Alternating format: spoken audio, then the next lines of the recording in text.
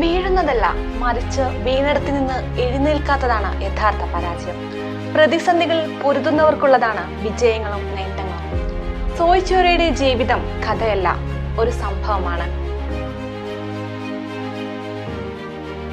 ജീവിതത്തിൽ നേട്ടങ്ങൾ സ്വന്തമാക്കിയവരുടെ ജീവിതം അറിഞ്ഞാൽ മാത്രമേ അവർ നേരിട്ട പ്രശ്നങ്ങളുടെ ബാഹുല്യവും അതിജീവിച്ച പ്രതിസന്ധികളും നടന്നു തീർത്ത കനൽ വഴികളും മനസ്സിലാക്കാൻ നമുക്ക് സാധിക്കുകയുള്ളൂ. അത്തരത്തിൽ ഒരാളാണ് സോയ് ചിറോ. സോയ് ചിറോ എന്ന ചെറുപ്പക്കാരന്റെ സ്വപ്നം ഏവരെയും പോലെ ജപ്പാനിലെ പ്രശസ്തമായ ടൊയോട്ടോ കമ്പനിയിൽ ജോലി നേടുക എന്നതായിരുന്നില്ല. മറിച്ച് ടൊയോട്ടോ കമ്പനിക്ക് യന്ത്രഭാഗങ്ങൾ നിർമ്മിച്ചു നൽകുന്ന ഒരു കരാറുകാരനാവുക അഥവാ സംരംഭകനാവുക എന്നതായിരുന്നു. സ്വപ്ന പദ്ധതിക്കായി ഭാര്യയുടെ ആഭരണമടക്കം വിറ്റ് കിട്ടിയ പണം കൊണ്ട് കാർ എഞ്ചിന്റെ പിസ്റ്റൺ റിംഗ് എന്ന ഭാഗം നിർമ്മിച്ചു നൽകുന്ന ഒരു പ്ലാന്റ് സ്ഥാപിക്കാൻ അദ്ദേഹത്തിന് കഴിഞ്ഞു.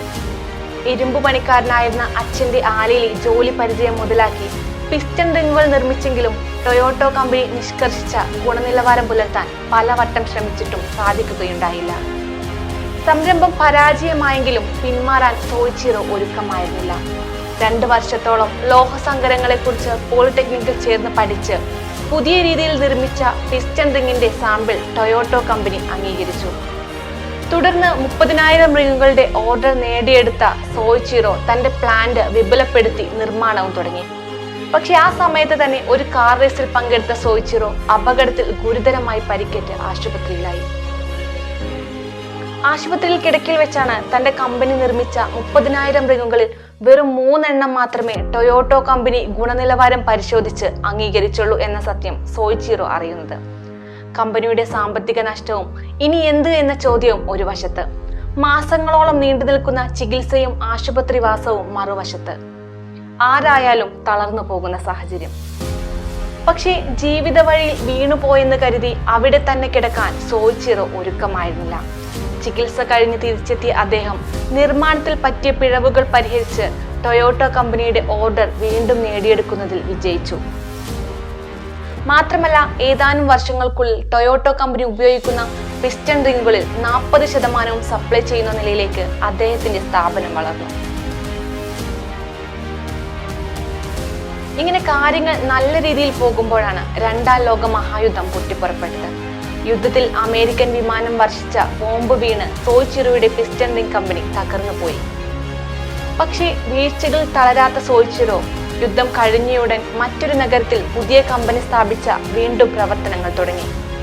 പക്ഷേ കഷ്ടകാലം അദ്ദേഹത്തെ വിടാൻ ഒരുക്കമല്ലായിരുന്നു. 1 വർഷത്തിനകം തന്നെ പുതിയതായി നിർമ്മിച്ച ഫാക്ടറി ജപ്പാനിലുണ്ടായ ഭൂകമ്പത്തിൽ തകർന്ന് തരിപ്പണമായി. അവസാനം ഫാക്ടറി സാധനങ്ങളെല്ലാം ആക്രി വിലക്ക് ടൊയോട്ടോ കമ്പനിക്ക് നൽകി കിട്ടിയ കാശുമായി സോയ് ചിറോ സ്വന്തം ഗ്രാമത്തിലെത്തി. സോയ് ചിറോ തളർന്നെന്നും തകർച്ച പൂർണ്ണമായെന്നും എല്ലാവരും തന്നെ കരുതി. യുദ്ധാനന്തര മാന്ദ്യത്തിലും ക്ഷാമത്തിലും പെട്ടുഴലുന്ന ജപ്പാനിൽ പുതിയ ബിസിനസ് സാധ്യതകൾ വളരെ കുറവായിരുന്നു. പക്ഷെ ജീവിതത്തിൽ വീഴ്ചകൾ സ്വാഭാവികമാണെന്നും വീണ്ടും എണീക്കാതിരിക്കുന്നതാണ് പരാജയമെന്നും വിശ്വസിച്ചിരുന്ന സോയ് ചിറോ പ്രതിസന്ധികൾ നൽകുന്ന സാധ്യതകളിലേക്ക് ശ്രദ്ധയൂന്നി. പെട്രോൾ ക്ഷാമവും സാമ്പത്തിക പരാധീനതയും മൂലം കാറുകളുള്ള മിക്കവരും സൈക്കിളിലേക്ക് മാറിയ കാലമായിരുന്നു അത്. ഒരു ചെറിയ എഞ്ചിൻ സൈക്കിളിൽ പിടിപ്പിച്ചാൽ അതിന് വൻ ഡിമാൻഡ് ഉണ്ടാകുമെന്ന് കണക്ക് കൂട്ടിയ അദ്ദേഹം അതിനായി ഒരു കൊച്ചു എഞ്ചിൻ വികസിപ്പിച്ചെടുത്ത് സൈക്കിളിൽ പിടിപ്പിച്ച് അവയ്ക്കാകട്ടെ നല്ല സ്വീകാര്യതയും ലഭിച്ചു. പക്ഷേ വ്യാവസായിക അടിസ്ഥാനത്തിൽ എഞ്ചിൻ നിർമ്മിക്കാൻ ആവശ്യമായ ഇരുമ്പിന്റെ ലഭ്യതക്കുറവും വീണ്ടും ഫാക്ടറി നിർമ്മിക്കാനുള്ള മുതൽ മുടക്കില്ലാത്തതും അദ്ദേഹത്തെ കുഴക്കി. തളരാൻ തയ്യാറല്ലാത്തവർക്ക് മുൻപിൽ പ്രതിസന്ധികൾ വഴിമാറുമെന്ന വിശ്വാസം മാത്രമാണ് അദ്ദേഹത്തെ മുന്നോട്ട് നയിച്ചത്. യുദ്ധകാലത്ത് അമേരിക്കൻ പട്ടാളക്കാർ നാടെങ്ങും ഉപേക്ഷിച്ചു പോയ ഗ്യാസോലിൻ ക്യാനുകൾ പെറുക്കിയെടുത്ത് ഉരുക്കി ഇരുമ്പിന്റെ ലഭ്യതക്കുറവ് സോയ് ചിറോ മറികടന്നു. പിന്നീട് മൂലധനം ഉണ്ടാക്കാനുള്ള ശ്രമമായിരുന്നു. രാജ്യത്തുള്ള 10,000-ൽ പരം സൈക്കിൾ ഷോപ്പുകളോട് തന്റെ പുതിയ സംരംഭത്തിൽ ചെറിയ രീതിയിൽ മുതൽ മുടക്കി പങ്കാളിയാവാൻ സോയ് ചിറോ ഹോണ്ടോ അഭ്യർത്ഥിച്ചു.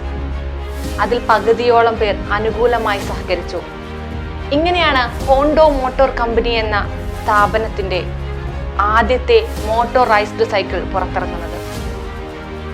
പിന്നീടുള്ളത് എല്ലാവർക്കും അറിയാവുന്ന ഹോണ്ടോയുടെ വിജയ ചരിത്രമാണ്. മോട്ടോർ സൈക്കിളും കാറും മുതൽ എയർക്രാഫ്റ്റ് വരെ നീളുന്ന ഹോണ്ട എന്ന നാമധേയം ലോകത്തിൽ സ്ഥാനമുറപ്പിച്ചത് സോയിച്ചിറോ ഹോണ്ട എന്ന വ്യക്തിയുടെ തകർച്ചയിലും തളരാത്ത മനസാന്നിധ്യം ഒന്നുകൊണ്ട് മാത്രമാണ്.